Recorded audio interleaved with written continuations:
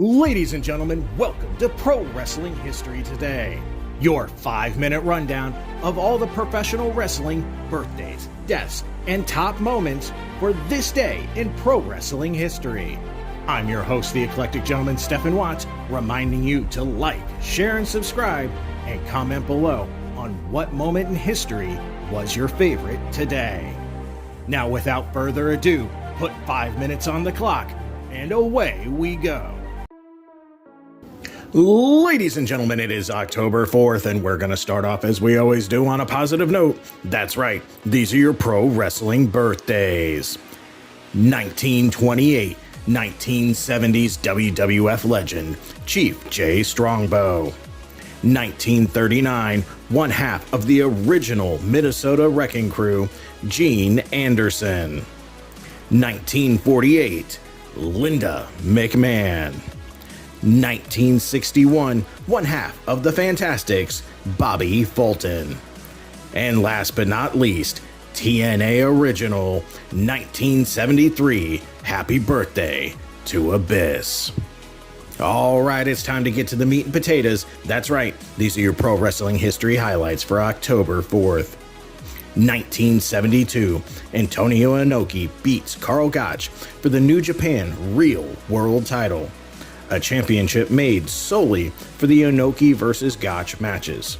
Gotch would win the title back a month later. 1979, Tsunami Fujinami ends Ryuma Go's 2-day reign with the often forgotten about WWF Junior Heavyweight title. Jump into 1981, Sergeant Slaughter beats Ricky Steamboat to win the NWA United States Heavyweight title in a tournament final after Wahoo McDaniel vacated the belt following an injury from Abdul the Butcher. A 5-year jump this time to 1986. The 6th edition of Saturday Night's Main Event airs, headlined by the Hulkster, beating Mr. Wonderful Paul Orndorff. Grabbing my flannel and going to the decade of grunge, 1991. Eddie Gilbert wins the GWF television title in a tournament final, beating the Handsome Stranger, aka Marcus Bagwell. Speaking of Marcus Bagwell, 1993, him and Too Cold Scorpio beat the Nasty Boys for the WCW tag team titles. Staying in 1993, a battle royal is held on Raw for the vacant Intercontinental title. Michaels, the previous champion, had left during a contract dispute, with the rules that the final two would fight in a singles match the next week for the belt.